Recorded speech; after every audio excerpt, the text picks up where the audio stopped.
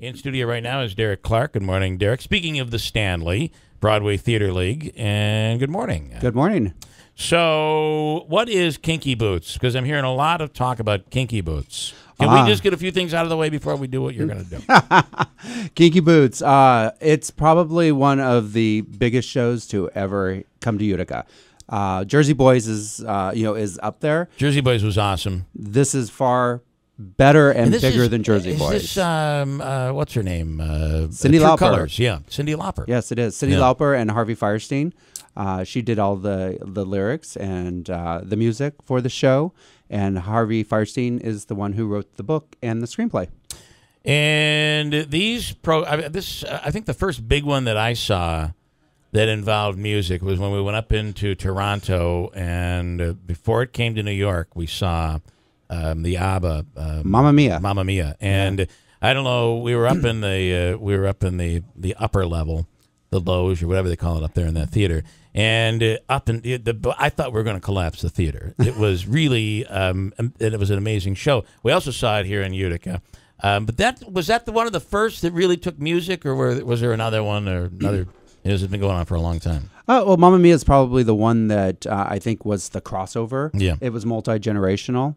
It was one of the things where the kids loved, the mother and father loved, and the grandparents. Music show, it seemed. Yeah, absolutely. Yeah. And you saw the Toronto version, which many people don't know, was pre-Broadway. Yeah, that is the original cast. That was before Broadway. We went up there to Toronto to see it. It was incredible. Yes. Then it hit Broadway, and then everything happened from there. It came to Utica. This Kinky Boots is in, I guess, in that genre. Yeah, it's definitely one of those shows that you will get songs in your head and you can't get them out, and you'll be singing them. And there's some beautiful ballads, and I think most importantly, every single ballad in the song, if you listen to the words, has a very strong message. And a message that right now in this day and time is very important. Okay, who did you bring with you, by the way? We have Maureen O'Neill. Hi, Maureen. And we have how are you? Anthony.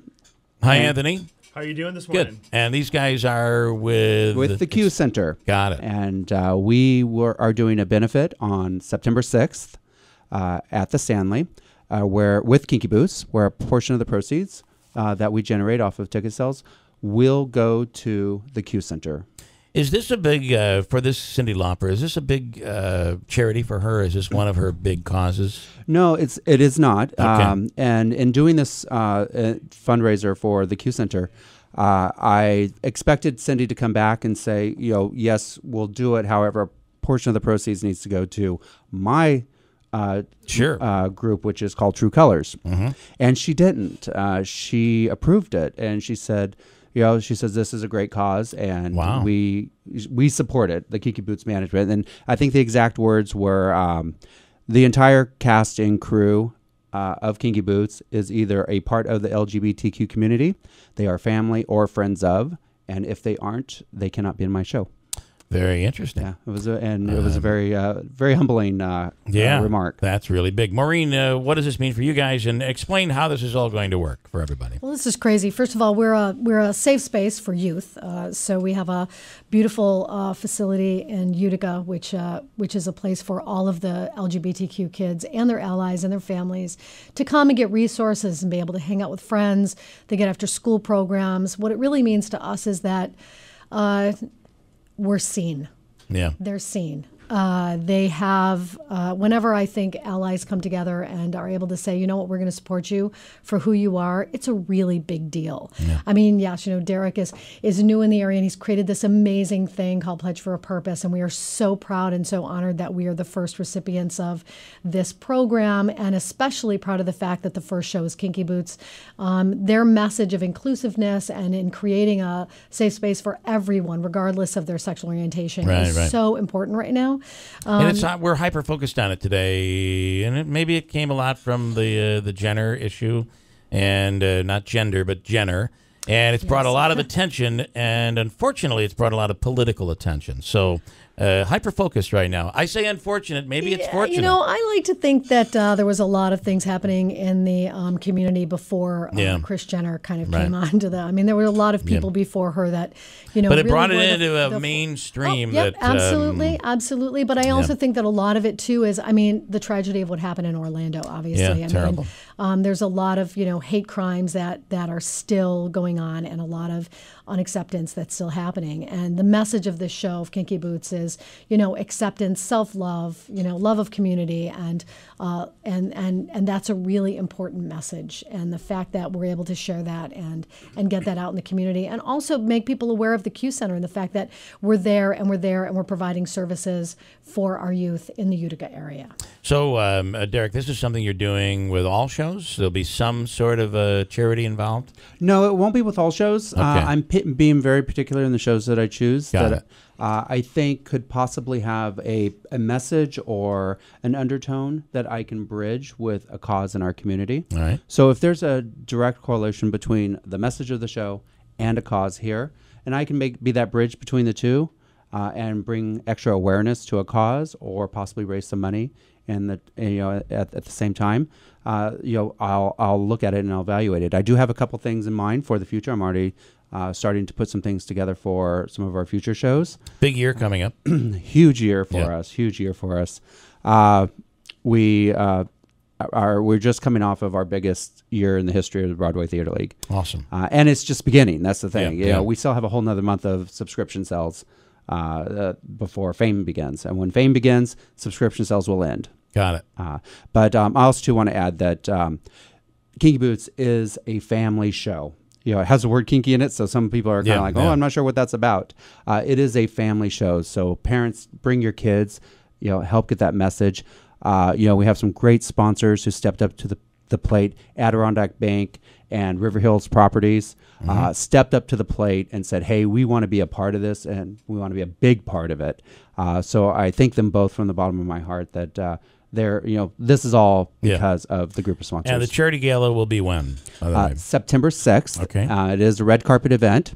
So the show will have a red carpet that will go from Court Street to the front of the Stanley Theater. For all of those attending the event, you'll see the show. After the show, we're having an after party.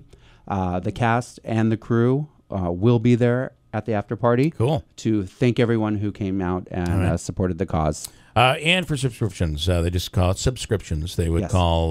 So you have another month or so to go. A little over a month left to grab what seats are left. And you can do that at www.broadwayutica.com, or you can come into the office or call us at 724-7196. Maureen, I could totally turn this political. We could go on for like a half an hour about the topic. Sure, let's go. But I do think, Bring it on. You have the transgender bathroom. That's the big issue right now, the big political issue. One of them, yes. One of those in this current presidential race. What I find, though, that is interesting is the younger you are, the more accepting it seems that in general people are. And I think we're reaching them at a young age and talking about inclusion and these issues. So awareness of your organization and just awareness in general is probably really important, right? Absolutely. Especially for the young people. Oh, absolutely. And it's also important for the young people to know where they came from and how that freedom came to them and how that freedom of expression came to them. Yeah. There was a generation, many, many generations before them that really, worked very hard as activists in the community and really made sure that people knew that inclusiveness and equal rights is really important. Yeah. But we do think that it's important to make sure that they have a very good sense of what their own community responsibility is. And and that we all treat each other with a great deal of respect, regardless of what our sexual orientation is. Is the gender bathroom issue is that a non-issue that just became an issue? Because it seems like everybody would work things. If someone had an issue with their sexual identity, the schools or public facilities, wherever, they all just worked it out. But it became an issue, and all of a sudden it's political, and now we're all trying to legislate it. And what do you think? I think that's what they do. I think it's the same thing with marriage equality. We don't want to talk about the war, so let's talk about marriage equality. Mm-hmm. And it gets everybody, in a very specific, because everybody's like, oh, family values, and we need to focus on this. What we really need to do is focus on what's going on in the world and what our place is in it. And we also need to be leaders. So if we want to live in a certain kind of community, we're responsible for actually creating that community. And that's what should be the focus. I mean, I don't know about you, but I know everybody uses the bathroom at my house. Okay, there's no special boy-girl bathroom in my house. Oh, no, you got to come to my house. My wife's very particular. This is my bathroom. Yeah. I mean, there may be an issue about who puts the toilet seat up or down. Yeah, but I mean, come on, I mean, let's, we're all doing it, so let's just go to the bathroom. It's really not that big of a deal. And it shouldn't be something that we're really wasting that kind of precious time on. Yeah. I mean, this time here at this radio station is important and it's precious because it gives us an opportunity to really say what's important, right? Yeah. And to get a message out. And, where we're going to the bathroom, I just don't know if that's worth airtime. I'm not sure how many 14-year-olds are listening right now, but there might be a parent out there right now that has an issue and they're worried about how they're trying to figure things out themselves. So you have heterosexual parents with maybe a child that's growing up in a homosexual or whatever world. Sure. Yeah. And they may have an interest in reaching out. Are you guys available to help we help truly parents? are. Actually, our transgender population has tripled over the past couple of years. So there's a lot of kids that I think are feeling a little bit freer to express themselves, a little freer to trust the people around them. And sometimes, I mean, we love it when parents are able to walk in and say, we have questions, we need answers. Can you help us? And we can. So that's really important. The other issue is that we want to be a safe space, not just for the kids, but for their siblings and for their friends and for their parents as well. And if we can't find the answer for them, we'll get it for them. But we also have a very large portion of youth who come in and, 25% of our kids are homeless. And it's not because they don't have a home. It's because they've literally been thrown out for who they love. And so, on a great day, we've got parents walking in and saying, how can we get help? And on a bad day, help me make this work. On a bad day, it's the kid who just got kicked out because his father doesn't accept him. That's a tough thought. Father and mother, and it's a very difficult thing. We're not saying that it's not a difficult situation. There are questions, but when you think about all the other things that could happen, I mean, LGBTQ youth are 3 times more likely to drop out of school because of bullying. They're 4 times more likely to commit suicide. And if they're transgender, that number goes up to about 7 to 10 times. And schools are so much more accepting. Kids today in schools are so much more accepting than they were when I went to school. I mean, you just didn't. When I went to school, you just didn't talk about it. It's interesting because you had made that comment earlier, and I wanted to ask you. The perception is that the younger generation is more accepting of the LGBTQ community. You gave us a look when I said that 30 years ago. Is that the case? Well, it's very interesting. If you go to different school systems, and we do have a youth initiative that goes into different school systems and teaches kids how to have those difficult conversations with each other. But you'd be surprised. There are schools that do not want to have even a GSA, which is a gay-straight alliance, in their school district. The school administrators or the students? I would say the school administrators. It comes from the top down. Well, we expect that out of Mississippi, but are you saying here? Well, yeah, I mean, my daughter, I'm from Syracuse. My daughter goes to a school, and they're very, very, they always say, oh, it's one of the best school districts in the city. But at the same time, they for a long time didn't have a gay-straight alliance. They had what they called an acceptance coalition because they didn't want to use the word gay. Right. So, and we're talking about 2 years ago. So, we're gaining, and we're gaining little at a time, but I think the more we talk about it, the easier those walls are broken down. But you'd be surprised. I mean, you talk to any kid that's in high school right now and you ask them how many times they hear the word faggot, as they walk through the hallways, or how many times they get pushed into a locker. Yeah. I mean, this is happening, and it's... yes, I mean, there's a lot more acceptance, but I also think that that's because we're a very social, I mean, my God, we're on Facebook Live right now, right? Sure. So we're on a very social, social aspect. I mean, kids have the ability to sit at their phone and talk about who they are and say those words. And so I think we hear more about it. Regardless of whether or not it's accepted, that's questionable, right? Yeah. Bundle of sticks, by the way, the exact definition of that F word there, by the way. And a cigarette in that's sorry. Hey, listen, I'm glad you said it because I couldn't say it. You find me. Go ahead, find me. Derek, I will say you've accomplished your goal here, right? I believe so. You know, Yeah. my goal was to bring awareness. That That's was what the today number is one done. goal. We just spent 20 minutes on this. so. Absolutely, and I thank you so much. It was, bring awareness to the cause, bring awareness to the Q Center, and I know that Maureen probably could give you a better synopsis of the type of financial assistance that they receive from the state of New York, which I think is like next to none. Yeah.